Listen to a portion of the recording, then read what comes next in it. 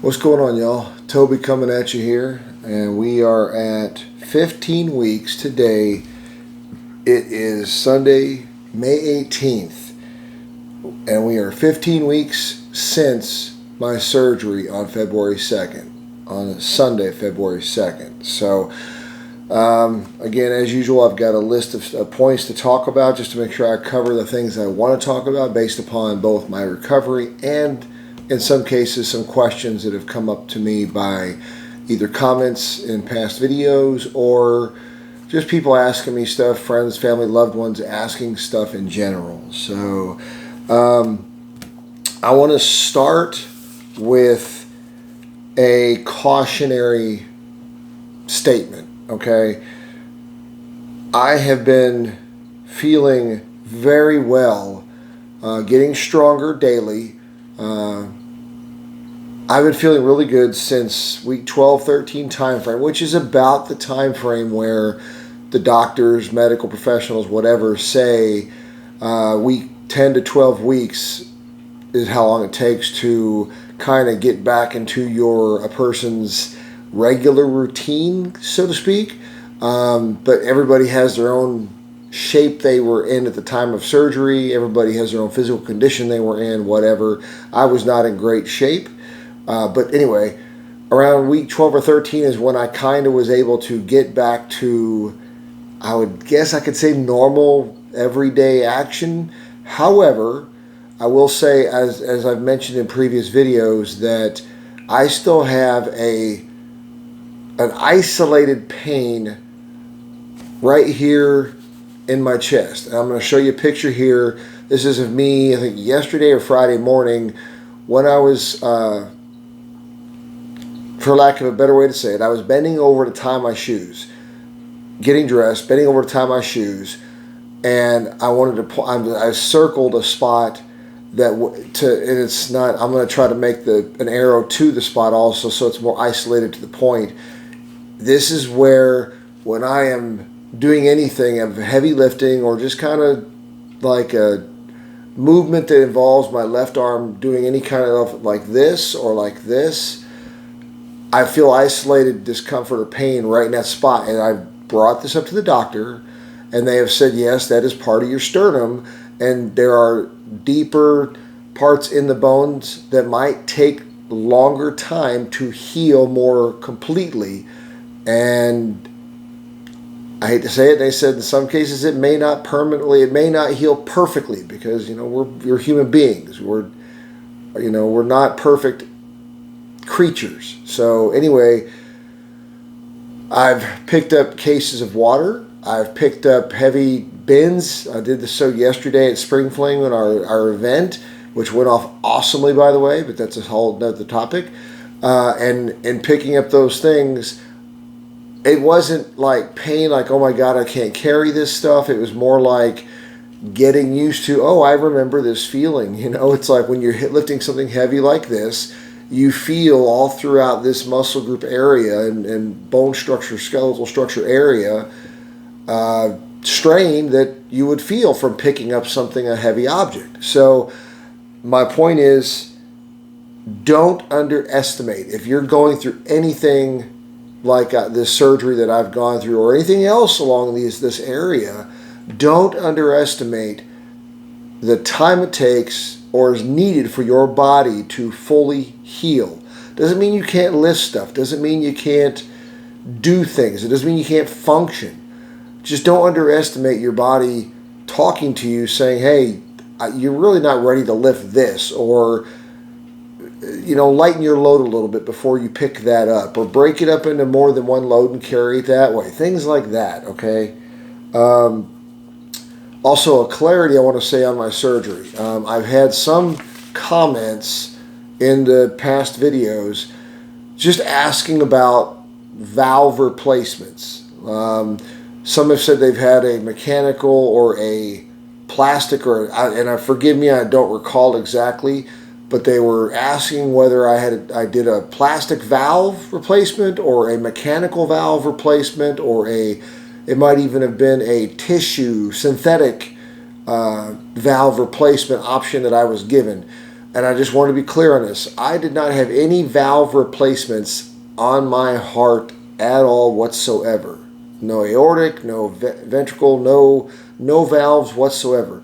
My surgery was triple bypass surgery, specifically bypassing the arteries that were clogged in my heart. I had 3 major arteries. One of them was the widowmaker, that were at least 70 to 80% collectively. All of them were at least 70% or 80% clogged by plaque or whatever.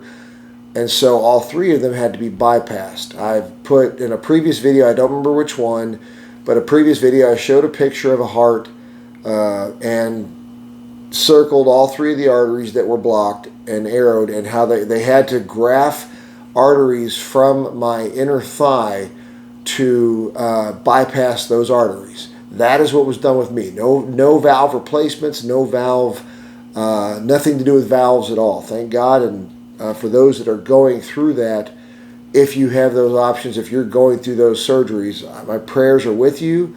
I hope that it's a successful surgery, and I'm sure there's way more involved with it.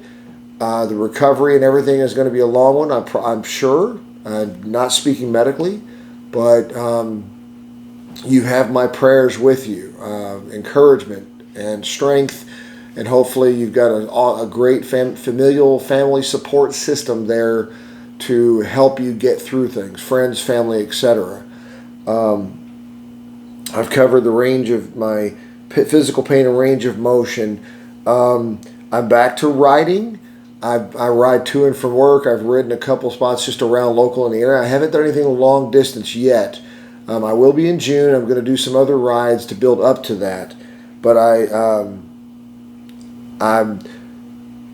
haven't done anything long distance yet. I'll just leave it at that. It's something I'll have to build up to a little bit. Lifting weight, like I said, I attribute that. I link that to the carrying cases of water or groceries or whatever, honeydews kind of things, if you will, right? Just helping around the house with doing stuff. Some of that I am doing. Some of that, when I do it, I get dirty looks from my wife, and this comes back to what we said before. Some of this stuff, you got to work out, you got to build muscle back up, and you got to let your body fully heal. I am letting it happen, and if people ask me not to do this stuff, I'm not doing it. I won't do it. I had a follow-up with my doctor last week, week before last. I think it was last week, earlier in the week. Good results. He says everything looks good. All my labs look good.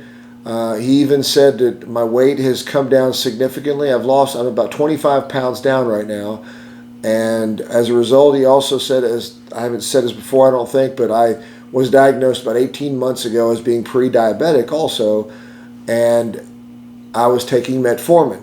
I was taking 4 pills a day, metformin.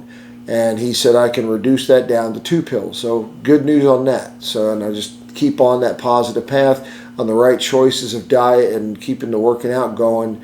And all that contributes to helping a better, more healthier lifestyle and living and feeling here and on my body as a whole. I will also put out in that same picture I showed just a minute ago, nerves and feeling sensations. I still have varied and inconsistent feeling of my nerves or of my skin along both of my inner thighs where the grafts were done and on my chest. As I'm feeling, I'm not I'm not feeling myself up here, but as I feel, I'm looking away from the camera and trying how do I feel here? And there are spots. I'm I could take all 4 of my fingers, as you see I'm moving around here. It's very weird because I have feeling touch sensation on some parts, on other spots. As I move, I don't. It's really weird. And that goes on both sides, feeling here. Now, what's also weird is I feel right here's the scar, and I feel when I like I'm not puffing my chest out, but when I expand my chest, y'all can see how my shoulders go here, and I expand my chest out, I feel stretching right here. So it's not like a dangerous stretching, like somebody's going to rip. It's just you feel the sensation of stretching. It's like, stretching in the morning and you get up out of bed. I feel that. And like I said, as I'm moving my hands left and, to the left or to the right, glad I got that right. Each finger is feeling a different sensation, and my chest, the skin, is feeling a different sensation of either numbness or feel like asleep, like the skin is asleep, or regular feeling. It's just different all the way across out to here. In some cases, it feels sensitive, like almost like you're getting over a bruising, like an internal bruising. So it's just weird. I unless you're going through something similar, I don't think it's. I don't have the vocabulary to explain that feeling. So I'll just say, like I said, it's weird. Some of it I can feel, some of it I can't. Numb. If you've ever, you feel your skin after some part of your body falls asleep and it's waking back up. As you know, when that happens, from the moment it's like in that falling asleep and numbness, all the way through that cycle of where it is waking back up and fully functioning, and you're not looking at a sleeping limb, all the way through that sensation are different feelings on your skin, and what you see as you're touching, all through that spectrum is what I'm feeling here. Some variation of that spectrum from here to here, I'm feeling that all the way through this area here. So it's really weird. So, but yeah, that's basically about it of it. As far as I'm concerned, I'm going to show you just to share with you the progression. I'm going to share with you some pictures here of, primarily I'm going to show you the right leg only in my chest. Okay, so this picture here was I've been taking pictures every single day, every morning, of my chest and of my scars from the skin graft, from the arterial grafts they took of my thighs, right? So I'll show you both. Here's one from my right leg and left leg, the thigh from day one. So we'll call this would have been, I came home Saturday, the 8th or the 9th, whichever day that was. So this will either be Sunday morning, Super Bowl Sunday morning, when I was doing hygiene and cleaning up, either that morning or it was the following Monday morning. It was the first picture at home out of the hospital of that scar, okay, of the right foot, of the right thigh and of the left thigh. And then here is the one of the chest, exactly, same day as I took those. That was the first one.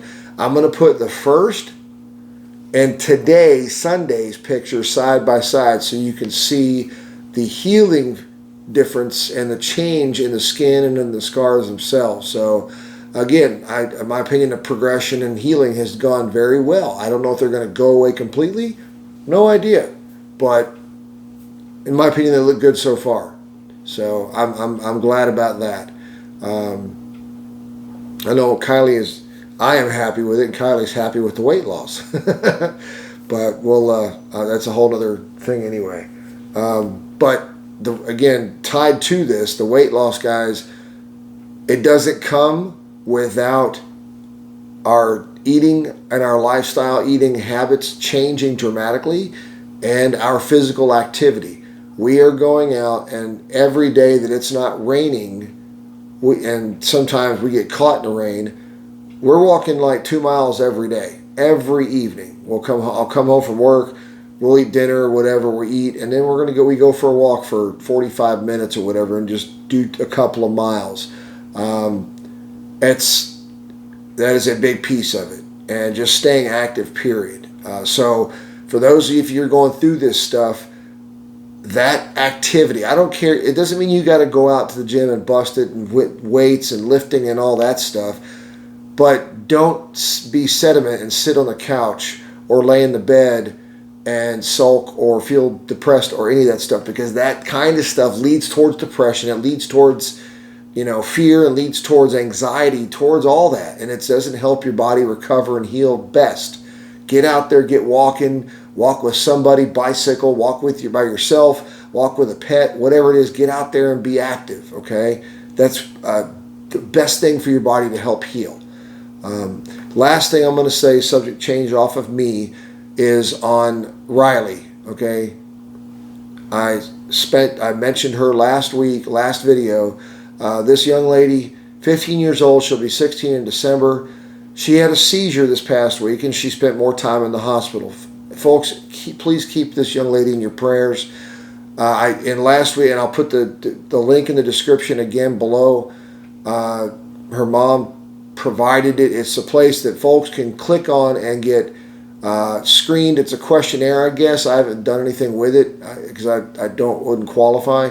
But you can click on that link and go to it. It gives you a point of contact, whatever, to be screened or whatever for possible donor compatibility. So even if it's not you, maybe somebody you know, please share this. Somebody out there may be able to help young Riley with that kidney transplant or whatever and the other things they're needing. So please, I ask that you keep following her progress as well. Please continue to show her your support, comments. Tell her mom, Rebecca, and Trevor. Let them know you're following, and that you can let them know I sent you, referred you to them. Please let them know you're following and you're praying for them. You could use your support. Just verbally, comment wise, know that they're not alone in this. They know they're not, but please keep her in your prayers. Keep her family in your prayers on this. So, one of the toughest little girls I've ever met in my life, and she's still fighting. So, and keep Dale in your prayers as well. I don't mean to mention that as an afterthought. It's for many of you probably already know this. When you start thinking about people that are going through struggles and hard times, whether it be by health or financial, whatever the case might be, family losses, whatever, it's a path that goes down and it can trickle, and you can think about other people as well. So the ones that come immediately to mind for me are, as I said, Riley, and then Dale, big time for his fight, him and Terry, I think, in their fight against cancer. So please keep them in your prayers. Let them know that you're supporting them, and I just thank you for your prayers for them, for your prayers for me. I don't have anything else really to add, folks. If you have any questions, again, as I've been saying, again, thank you for following this. Thank you for those that have been sharing your testimonies, your struggles going on with whether a condition or surgery it's coming up, heart transplants, bypasses, valves, whatever the case might be. Thank you for having the courage to share those in the comments. It's inspiring, and I promise you somebody else is reading those also and getting courage and strength from what you share. So you're not alone in this. Thank you again. Until the next time, until my next update, love y'all. God bless you all. Take care and be safe.